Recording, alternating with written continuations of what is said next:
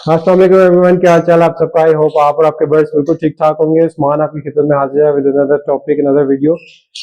बड़ा important topic है आज का हमारा। बहुत सारे लोगों ने मेरे से रिक्वेस्ट की थी और मैं खुद भी इस टॉपिक को बनाना चाह रहा था। आज का जो हमारा टॉपिक है उसमें मैं आपको बताऊंगा कि लव बर्ड्स वर्सेस जॉब, यानी कि जॉब और लव बर्ड्स आपने कैसे अपने जो है वो एक साथ चलाने हैं। क्या लव बर्ड की हॉबी जो है फुल टाइम काम है या इसको सिर्फ पार्ट टाइम ही आपको रखना चाहिए। मैं खुद इन चीजों को एक्सपीरियंस कर चुका हूं, तो मैं आपको बड़े तफसील के साथ इन चीजों के बारे में बताऊंगा। तो वीडियो को पूरा वॉच कीजिएगा, दूसरे लोगों के साथ भी शेयर कीजिएगा ताकि आपको मैक्सिमम इंफॉर्मेशन मिल सके और लोगों को भी इससे फायदा हासिल हो सके। तो चले आए टॉपिक को स्टार्ट करते हैं। राइट व्यूअर्स, मैं सबसे पहले आपको लवर्स की हॉबी के कुछ जल्दी से फायदे बता देता हूँ। एक तो ये नेचर से आपको बहुत करीब कर देती है, नेचुरल चीज है, अल्लाह की बनाई हुई जो है वो मखलूक है, तो आपको नेचर खुदा से बहुत करीब कर देती है। इसलिए आपसे ये हॉबी बहुत अच्छी है।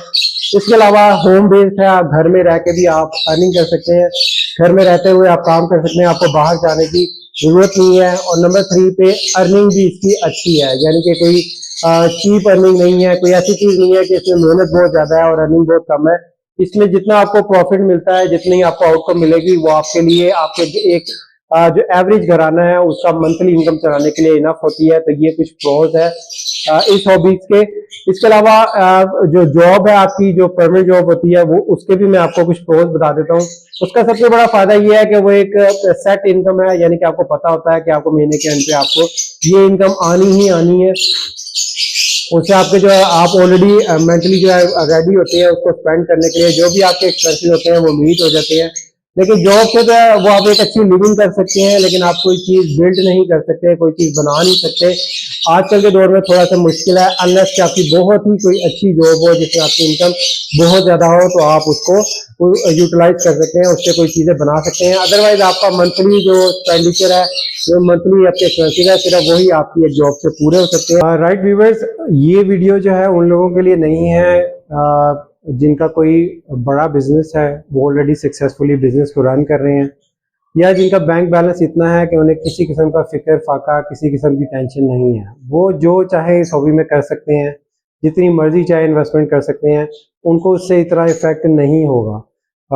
ये वो वीडियो स्पेसिफिकली मैंने सिर्फ उन लोगों के लिए बनाई है जो मुझसे ये पूछ रहे थे कि हमें जो है वो जॉब छोड़ देनी चाहिए, इस हॉबी को फुल टाइम करना चाहिए, या जॉब के साथ ये काम हमें स्टार्ट करना चाहिए और हम जॉब के साथ इस काम को मैनेज कर सकेंगे। तो उनको मैंने अपना एक्सपीरियंस शेयर करना था, क्योंकि मैं भी खुद जॉब के साथ ही इस काम को कर रहा हूँ। तो ये जो स्पेसिफिकली वीडियो है सिर्फ जॉब करने वाले लोगों के लिए है, या उन लोगों के लिए जो जॉब के साथ इसको स्टार्ट करना चाह रहे हैं। इसकी कुछ इंपॉर्टेंट चीजें मैं आपको बता दूं, जिसमें नंबर 1 पे आती है रनिंग कॉस्ट। ये जो बिजनेस है आपका, इसकी एक रनिंग कॉस्ट है, यानी कि इसको चलाने की कॉस्ट है, वो आपको हर सूरत में अदा करनी ही करनी है, पे करनी ही करनी है। चाहे आपके बर्ड ब्रीड करें ना करें, आपके चिक्स आए ना आए, आपके चिक्स सेल हो या ना हो, आपको वो कॉस्ट देनी है। मेरा जो सेटअप है, इसकी रनिंग कॉस्ट 15 से 20 हज़ार है। इसका मतलब ये है कि इसकी इलेक्ट्रिसिटी, इसके दूसरे एक्सपेंसेस, इसका बर्ड्स का दाना पानी,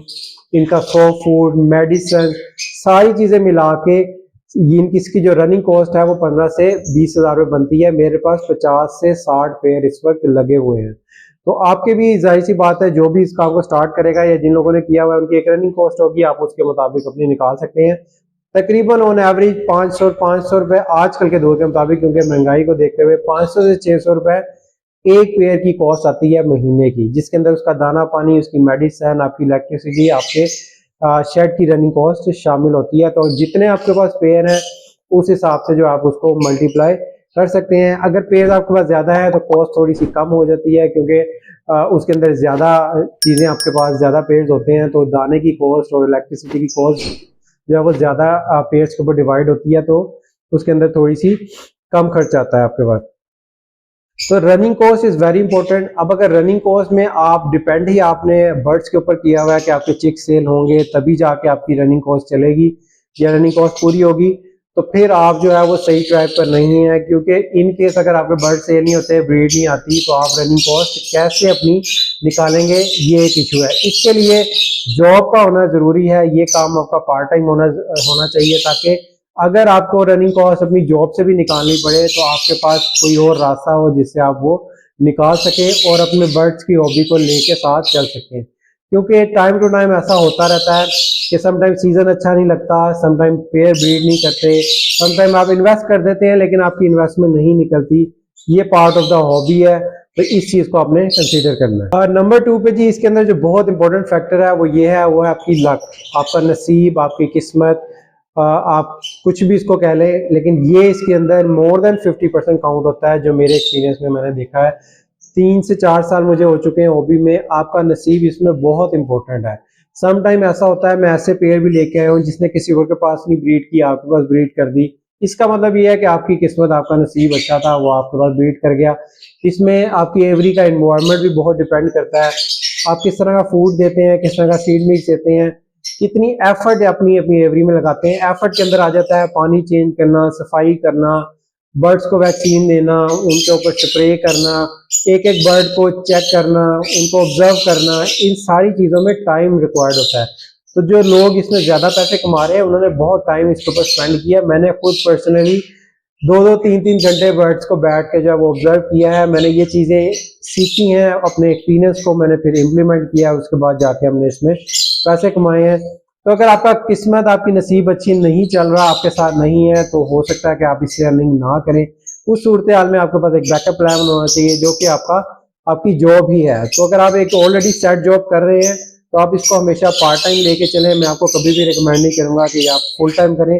फुल टाइम इसमें रिस्क ज्यादा है, बट यस, अगर आपके पास इसमें रिस्क ज्यादा है तो हो सकता है कि आपको बेनिफिट भी ज्यादा हो जाए, लेकिन इसके अंदर आपको नुकसान भी हो सकता है, या ये भी हो सकता है कि आपको फायदा ना हो। तो आपको अपने घर के एक्सपेंडिचर या कोई भी किसी और किस्म के जो है वो खर्चे चलाने के लिए एक सेट इनकम चाहिए होती है, जो आपको सिर्फ जॉब से मिल सकती है।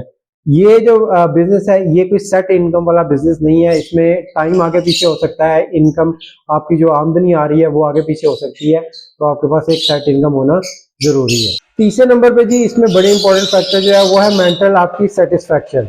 अब देखिए, अगर आप खुद सेटिस्फाइड हैं, आपका ऑलरेडी एक सिस्टम चल रहा है और वो अच्छा चल रहा है जिससे आपकी बुनियादी ज़रूरियात पूरी हो रही हैं, तो आप इस हॉबी को या किसी भी पार्ट टाइम काम को, चाहे वो कोई और बिजनेस हो, बड़े अच्छे तरीके से आप मैनेज कर सकते हैं। उसकी रीज़न ये है कि आप जो है किसी किस्म की जल्दबाजी नहीं करेंगे, किसी किस्म के जो है वो सडन स्टेप्स नहीं उठाएंगे, किसी किस्म की कोई फोर्सफुली जो है अपने बर्ड्स के ऊपर या किसी और बिजनेस के ऊपर जो है कोई ऐसी चीज़ें इंप्लीमेंट नहीं करेंगे जो कि रिक्वायर्ड नहीं है।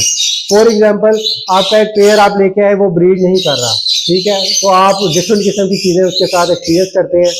मैंने कुछ ऐसे लोग देखे हैं जो कि इतना फ्रस्ट्रेट हो जाते हैं कि या तो वो हॉबी को छोड़ देते हैं, या हॉबी के बारे में नेगेटिव बातें करना शुरू हो जाते हैं, या फिर जो है वो बर्ड्स के साथ कुछ ऐसी हरकतें करते हैं कि बर्ड जो है उनका या तो एक्सपायर हो जाता है, या वो हीट पे आके उसको डिफरेंट और इश्यू आने शुरू हो जाते हैं। तो इसमें आपका माइंडसेट बहुत इंपॉर्टेंट है। आप किसी ऐसी सिचुएशन में नहीं होने चाहिए कि आप जो है वो फ्रस्ट्रेट हो, या आप बिल्कुल ऐसी सिचुएशन में हो जहाँ पे आपके पास पैसे कहीं से भी इनकम आ ही ना रही हो और यही आपके पास एक तरीका हो। उस सिचुएशन में अगर आप आएंगे तो आपको इसका नुकसान होगा, आप हॉबी छोड़ सकते हैं, हॉबी को नेगेटिव वे में ले सकते हैं, तो वो मैं आपको रिकमेंड नहीं करूंगा।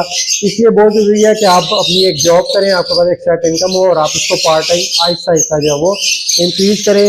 मैंने भी 10 पेयर से शुरू किया था और आहिस्ता आहिस्ता मैंने इंक्रीज किया। वो सारे पेयर फीचर्स के थे, फीचर्स से मैंने स्टार्ट किया था, उसके बाद आहिस्ता आहिस्ता मैंने म्यूटेशन को अपग्रेड किया और अभी अल्हम्दुलिल्लाह मेरे पास 3 साल के बाद एक अच्छा खासा सेटअप है, अच्छी खासी एवरी है, बट इसको मैंने बहुत ग्रेजुअली इंक्रीज किया है। तो मैं आप लोगों को भी यही रिकमेंड करूंगा। इसके अलावा जी एक बड़ी इंपॉर्टेंट चीज़ जो मैं आपसे डिस्कस करना चाह रहा था वो ये है कि इन्वेस्टमेंट, इसमें आपने इन्वेस्टमेंट कैसे करनी है। इन्वेस्टमेंट के लिहाज से मैं आपको ये बता दूं कि इसके अंदर कभी भी आपने 100% इन्वेस्टमेंट नहीं करनी। फॉर एग्जांपल, आपके पास 1 लाख रुपए है तो आपने 1 लाख रुपए ही इस बिजनेस में नहीं लगा देने, आपने हमेशा 70% इसमें इन्वेस्टमेंट करनी है और 30% अपना बैकअप पे रखना है। वो बैकअप आपको कभी भी किसी भी सिचुएशन में काम आ सकता है। वो आपको उसमें आपको बर्ड्स लेने पड़ सकते हैं, उसमें आपको कोई एवरी के लिए चीज़ें लेनी पड़ सकती हैं, किसी भी किस्म के लिए आपके पास वो इनकम पीछे रहनी चाहिए। तो आपने 70% बिजनेस में इन्वेस्ट करना है, 30% आपने अपने पास रखना है, तभी जाके आप इसमें सक्सेसफुल होंगे। और मेरे हिसाब से आपके पास नंबर ऑफ पेयर ज़्यादा होने चाहिए, इंस्टेड के आप पेयर जो है वो एक पेयर लगाएं, महंगा पेयर लगाएं, ये उन लोगों के लिए होता है जो कि ज्यादा रिस्क ले सकते हैं। बात वहीं पर आ जाती है दोबारा कि आप कितना रिस्क ले सकते हैं। मेरे हिसाब से कैलकुलेटेड रिस्क होना चाहिए, रिस्क कम होना चाहिए, ताकि आपका जब अल्लाह ना करे कि नुकसान होता है कि आपके पास आमदनी नहीं आती तो आपको इतना ज्यादा इफेक्ट उसका ना हो। तो अगर आपके पास 10 पेयर के पैसे हैं तो बजाय इसके कि आप 5 अच्छे पेयर लगाएं, मेरे हिसाब से आप 10 ही पेयर लगाएं। उसमें आपके पास कामयाब होने की, सक्सेसफुल होने की जो रेशियो है वो बढ़ जाती है, क्योंकि 10 पेयर में से 5 पेयर लाजमी ब्रीड करेंगे, बजाय इसके कि आप 5 पेयर लें और उसमें से 2-3 पेयर आपके ब्रीड करें। तो ये मेरा अपना पर्सनल एक्सपीरियंस था। आप इससे जो है वो हो सकता है आप मेरी राय से इत्तेफाक ना करते हो, लेकिन ये कुछ लोग उन्होंने मुझे रिक्वेस्ट की थी, उनके लिए वीडियो में ये बनाना चाहता था। आई होप कि आपको इन्फॉर्मेशन अच्छी लगी होगी। मिलते हैं इंशाल्लाह नेक्स्ट वीडियो में विद अनदर टॉपिक। तब तक के लिए अपने बर्ड्स का, अपने पेरेंट्स का ख्याल रखें। Take care. अल्लाह हाफ़िज़।